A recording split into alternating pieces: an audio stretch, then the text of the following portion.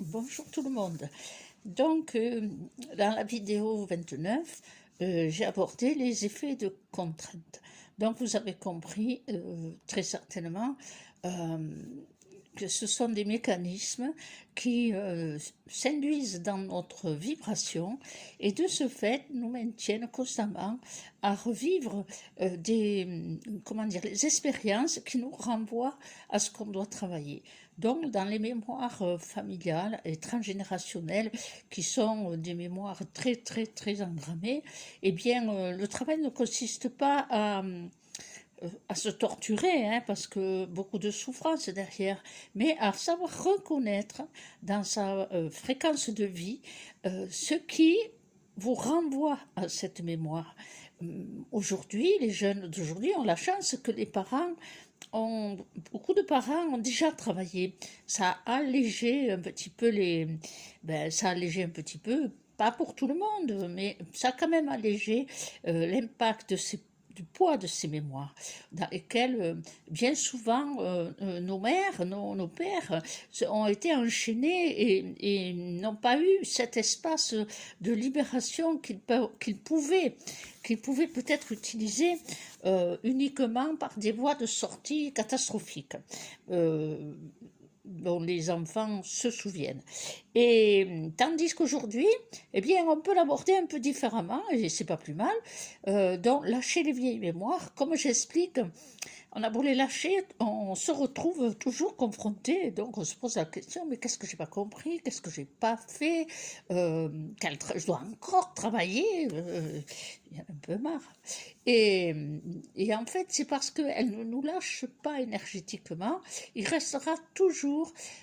Il ne faut pas croire qu'on s'en débarrasse définitivement. On en sera débarrassé dès l'instant où on quitte cette enveloppe et qu'on ne redevient que lumière vibratoire et retour à la source. Dans le plan dans lequel nous sommes matérialisés, eh bien, effectivement, on en trouve toujours l'écho. Moins si les parents ont fait déjà un travail, beaucoup moins si notre évolution elle nous a fait aborder déjà des compréhensions. Donc, ce sont des étapes. Ce sont des étapes qu'il faut aborder comme on observe. Comme on observe un mécanisme, hein. C'est comme si vous ouvriez le moteur d'un appareil et que vous comprenez petit à petit le sens des rouages. Sinon, on l'observe que dans la souffrance et on renoue la souffrance. Donc, le chat se mord la queue. Tandis qu'il faut regarder, alors les mères, ne vous culpabilisez pas parce que vous avez essayé, hein, à votre niveau, à votre manière.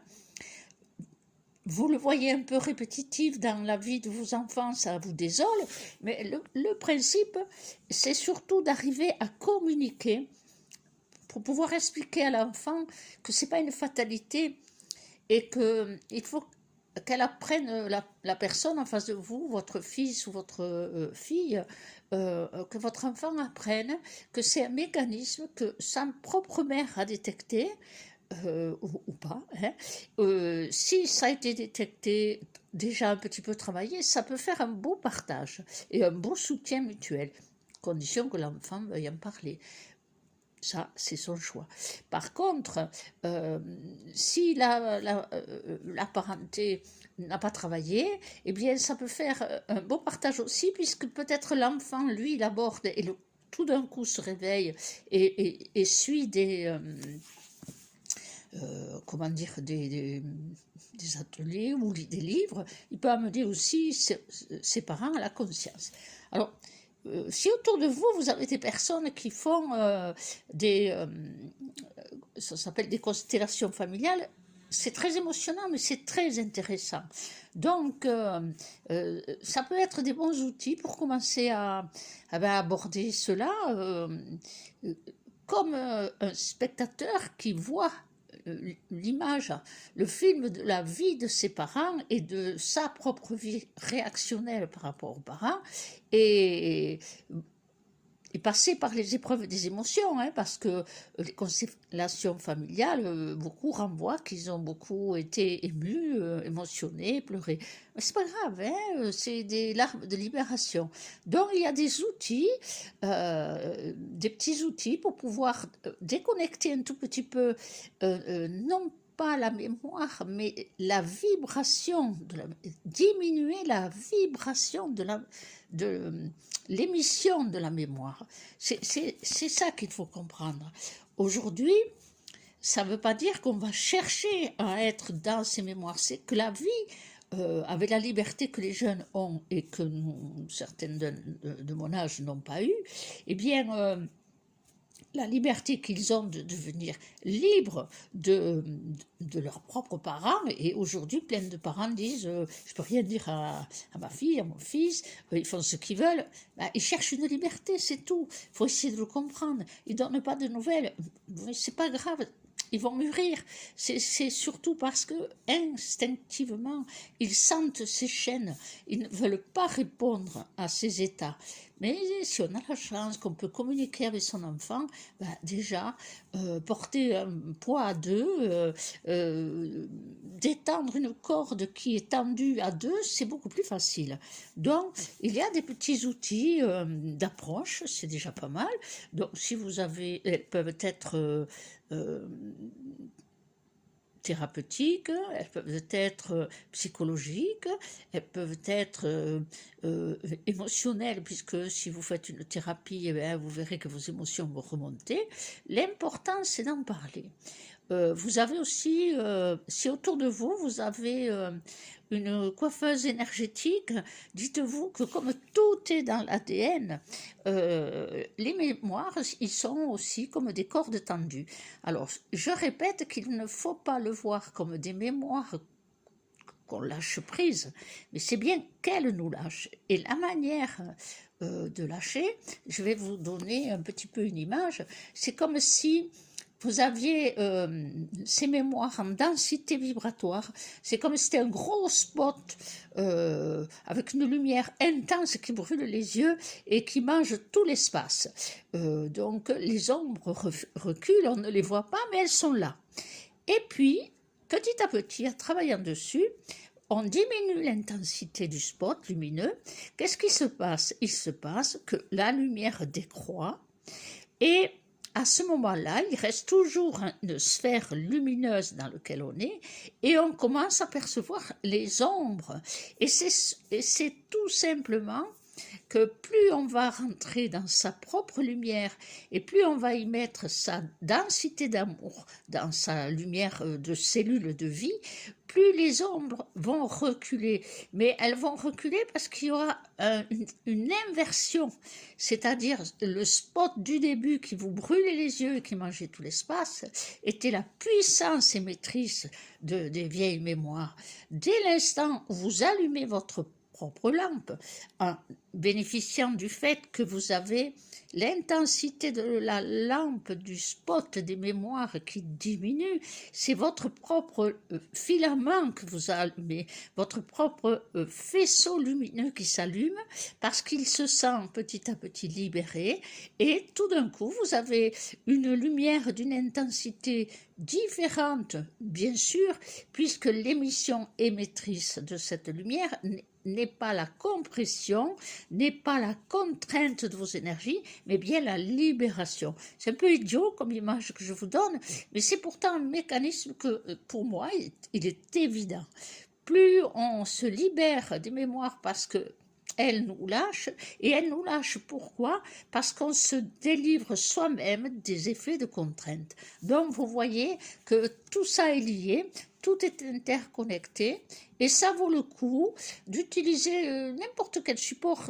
C'est quelle que soit la personne ou le livre que vous rencontrez ou l'atelier qui vous donne envie d'y aller, eh bien, si vous le vivez dans l'émotionnel, ne vous en tracassez pas, ce sont des portes de sortie, ce sont des portes de libération. Parfois, certaines personnes me disent que ça les a beaucoup secouées. Eh bien, c'est bien, un temps de pause juste après, un temps de silence, le silence énergétique, pour pouvoir retrouver sa phase d'équilibre déséquilibre, centrage, ancrage. J'espère que je vous fais un tout petit peu comprendre parce que, évidemment, les effets de contrainte dont les causes sont évidemment la mémoire transgénérationnelle, bien souvent. On ne parle pas là des mémoires karmiques, mais il y a un lien quand même, tout est interconnecté. Mais il y a aussi ce que je voulais vous parler, ce que j'appelle les mémoires territoriales.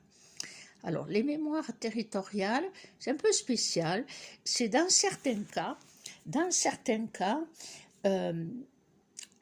la mémoire des... comment je vous expliquer ça?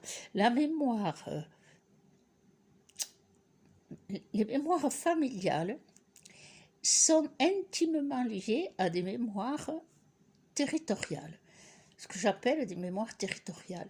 Il faut savoir, les thérapeutes, il faut que vous sachiez discerner dans la vibration, quand vous aidez un être, il faut que vous sachiez discerner quelle est la qualité, la vibration, la qualité c'est pas un bon mot, la vibration de la terre qui vibre dans leurs énergies. Parce que nous avons tous une résonance avec nos terres d'origine transgénérationnelle. Donc, je vais vous donner un exemple pour que vous compreniez.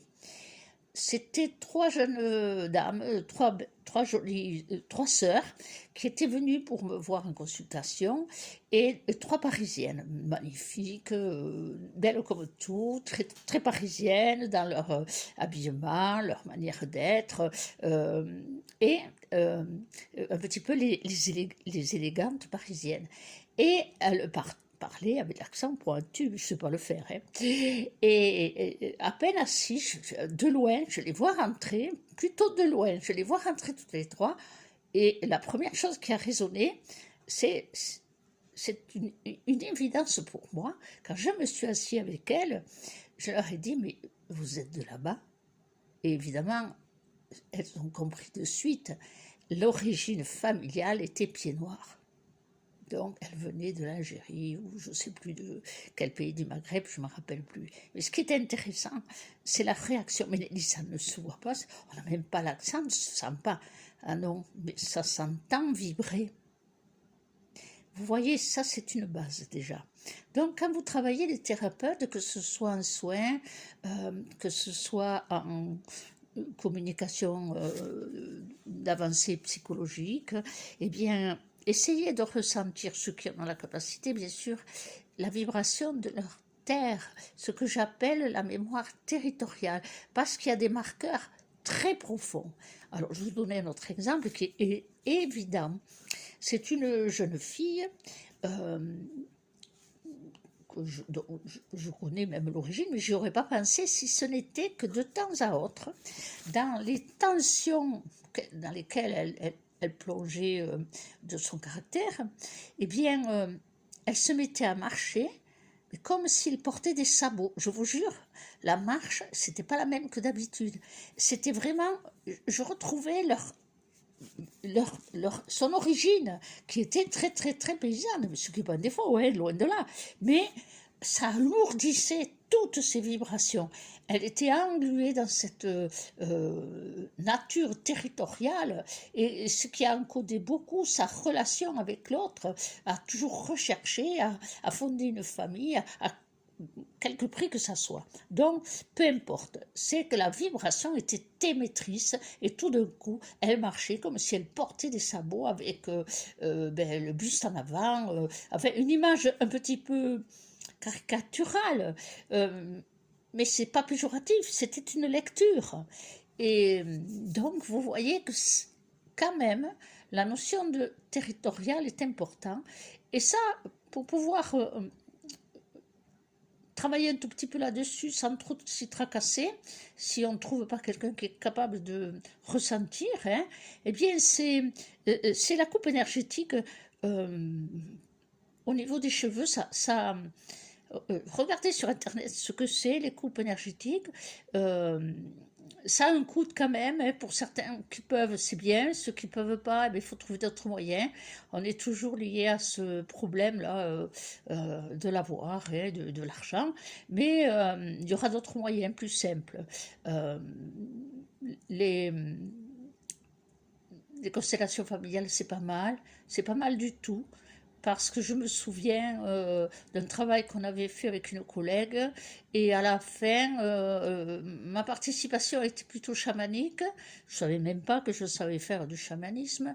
Mais et il y avait deux sœurs, l'une qui avait fait 3 ans de constellation familiale, l'autre non. Et alors, dans le support le support qu'elles avaient préparé avec la collègue dans le décodage biologique, c'était un papier avec, disons, leur arbre généalogique. Et bien là, je vous jure, c'était stupéfiant. La première, c'est celle qui n'avait pas fait le travail. On a fait le lien qu'après, hein. Celle qui n'avait pas fait le travail, la feuille de papier, quand je l'ai présentée au feu chamanique, il a fallu que je réalimente du bois parce qu'elle ne brûlait pas. Elle avançait au ralenti, c'était stupéfiant. On me disait, bon, on va jamais y arriver, obligé de remettre du bois constamment et même si la flamme était forte, le papier brûlait au ralenti. On était là stupéfaites toutes les deux.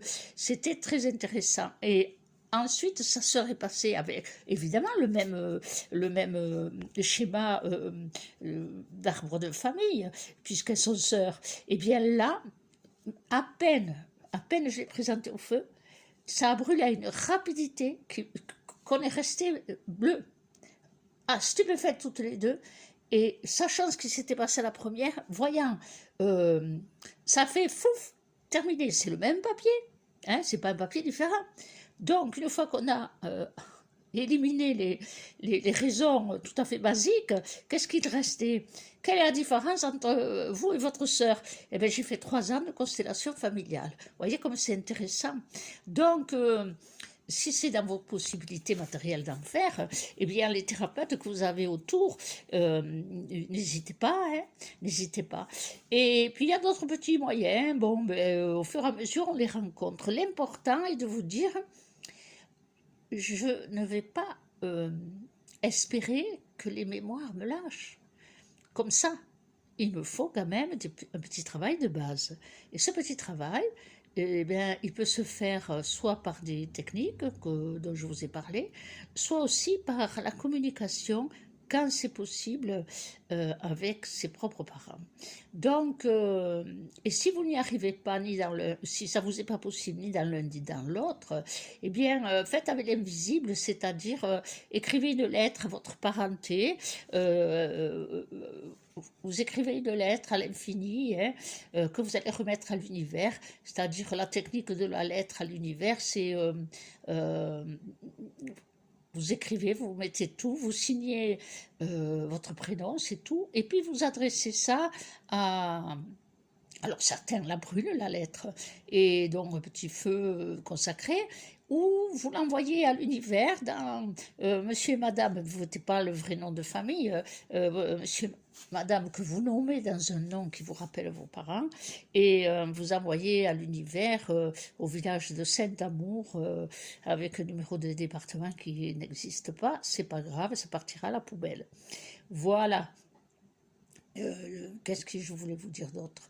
Oui, alors donc, les effets de contraintes familiales, transgénérationnelles, territoriales et sociales, parce que dans les mémoires transgénérationnelles et familiales, il y a aussi la notion de social, c'est-à-dire que selon le schéma familial, il y a des autorisations d'évolution ou des interdits. Hein, vous connaissez bien la phrase « toi, tu n'y arriveras jamais à rien hein, ». Pour ceux qui l'ont vécu, c'est évident. Donc, vous voyez, il y a un sujet comme ça qui est comme un éventail qui s'ouvre un petit peu sur plusieurs volets. Donc, dans les mémoires sociales, il y a de la base familiale à regarder sa relation dans le social. Et sa relation dans le social, bien sûr, on le voit aussi dans le travail. Comment les gens vous réceptionnent, comment les autres vous réceptionnent, collègues, chefs, eh bien, ça vous renvoie aussi des questions à vous poser. C'est pas toujours les autres qu'il faut regarder, c'est d'abord soi-même. Hein, d'abord soi-même. Vous l'avez appris ça hein, dans les premières vidéos. Donc, s'il y a des tensions euh, social, est-ce que je le génère? Est-ce que ça vient de moi? Est-ce que je suis irritable pour les autres par mon comportement ou est-ce que c'est injuste? Ça, c'est déjà un petit travail de retour à faire à soi, sans se faire de justification, hein. Est-ce que c'est injuste? Alors, est-ce que vous horripilez la personne parce que vous lui rappelez quelque chose dans sa propre vie? C'est possible. Ou tout simplement, vous avez en face à quelqu'un qui est mauvais caractère ou mauvaises intentions, hein, ça arrive aussi. Donc, eh bien, il faut d'abord passer par sa lecture. Alors, pour vous le faire comprendre, quand j'étais très jeune, hein, je crois que j'avais tout juste 18 ans, je travaillais à Lourdes et dans un des postes où on envoyait les jeunes filles travailler, c'était ce qu'on appelait la cave, là où on préparait on réceptionnait la marchandise et puis on l'étiquetait, tout ça. Et il y avait un chef qui était terrible, les filles remontaient, elles pleuraient toutes, il était terrible. Et il était marié à un petit ange, une femme merveilleuse. Et quand j'ai été, bien sûr, envoyée à la cave, elles y passaient toutes, comme on dit, eh bien, il a commencé ce qu'il faisait d'habitude, des réflexions, des façons de parler méprisantes, agressives. Personne ne disait rien dans les employés. Il était copain au patron. Personne ne disait rien. Et là, je me suis... Alors, ça vous met une tension, quand vous êtes jeune en plus, la découverte du monde du travail de cette manière n'est pas évidente. Et je me suis posé la question, bon, lui, je n'ai rien fait, je ne le connais pas. Alors, pourquoi il fait ça, je ne comprends pas. J'étais jeune, je ne comprenais pas. Par contre, je me suis dit, il a une femme, c'est un ange. Elle disait rien, la pauvre. C'est un ange. J'ai dit, on ne peut pas être marié à une femme comme ça si on n'a pas un bon fond. Peut-être c'est un jeu pour lui, un jeu pervers, mais peut-être. J'avais déjà cette préscience. Donc, quand je suis repartie à la cave, au lieu de craquer, parce que j'avoue que c'était pas loin, hein, il y mettait ce qu'il fallait, j'ai commencé à ne pas faire la tête comme faisaient les autres, parce que d'abord, c'est pas ma nature, et à lui répondre avec l'humour. Avec humour ou à rire, tellement c'était énorme, parce qu'il continuait, hein, il augmentait, tellement des fois ça a été énorme que ça m'a fait rire.